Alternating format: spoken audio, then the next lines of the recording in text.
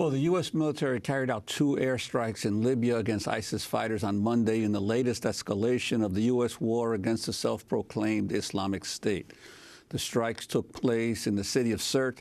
Pentagon officials said the campaign would continue until ISIS has been driven from the city, which it took over last year. Libya's been engulfed in fighting after a U.S.-backed military intervention ousted the longtime dictator Muammar Gaddafi in 2011. The Pentagon said Libya's Western-backed unity government requested the airstrikes. The so-called unity government is one of 3 competing governments that claim legitimacy in Libya. Joining us now from Washington, Phyllis Bennis, fellow at the Institute for Policy Studies, author of Understanding ISIS and the New Global War on Terror. Phyllis, welcome back to Democracy Now! We don't have much time, but can you talk about what has just taken place? United States bombing Libya. Well, certainly hearing all of the news about the Khans and their extraordinary story, we're reminded of the price that is paid in this country for the continuing wars, the global war on terror, as George Bush used to call it. President Obama wants to call it something else, but it's the same war. This is a significant escalation.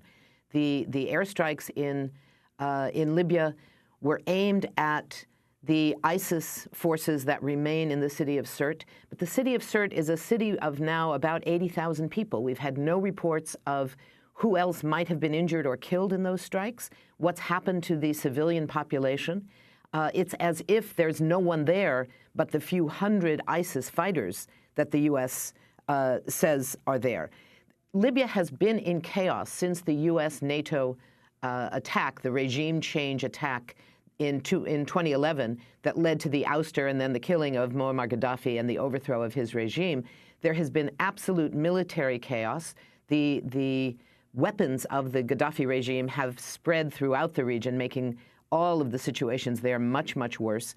And one of the things that we're seeing is that this kind of attack on territory controlled by ISIS simply does not destroy ISIS. You can't destroy terrorism that way. What it does, in some circumstances, it might limit the number, excuse me, the number of people that remain under ISIS control, which is by itself a good thing.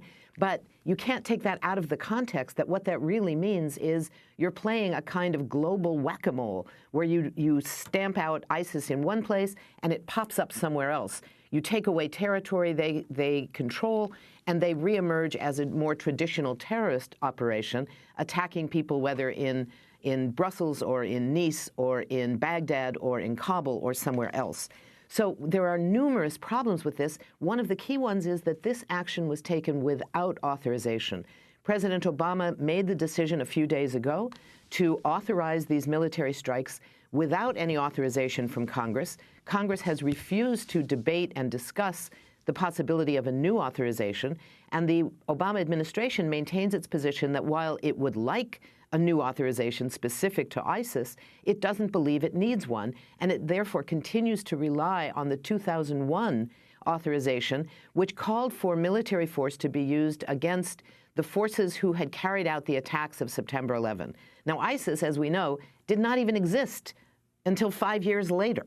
ISIS had no connection to the attacks of 9/11. So the notion that this authorization now applies in Libya, we heard the same story about the rationale for the Obama administration to take up bombing in Syria, to renew the U.S. force involvement in Iraq, in Yemen, supporting the Saudi government. In all of these arenas, the administration continues to rely on an outdated, not appropriate authorization, which does not, in fact, authorize the escalation that they are now calling for. But Phyllis, so this is a very serious problem. Phyllis, if I can, under what authorization does the Obama administration even launch these attacks, since there are basically 3 competing governments claiming to be running Libya? You know, Juan, one of the things they're saying is that this attack was in response to the request of the UN-backed government. Now, as you say, there are 3 competing governments.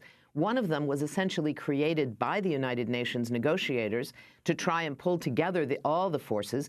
It hasn't worked. It's one of 3 that are competing for legitimacy, competing for military and political power. So the U.S. has gone in on the side of that government.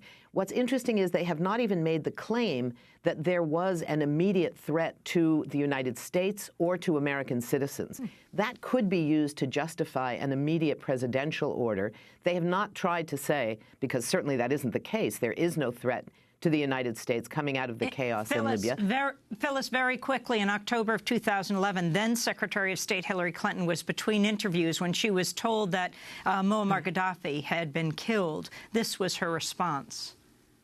Yes, we came, we saw, he died. Did it have anything to do with your visit? No, oh, I'm sure it did.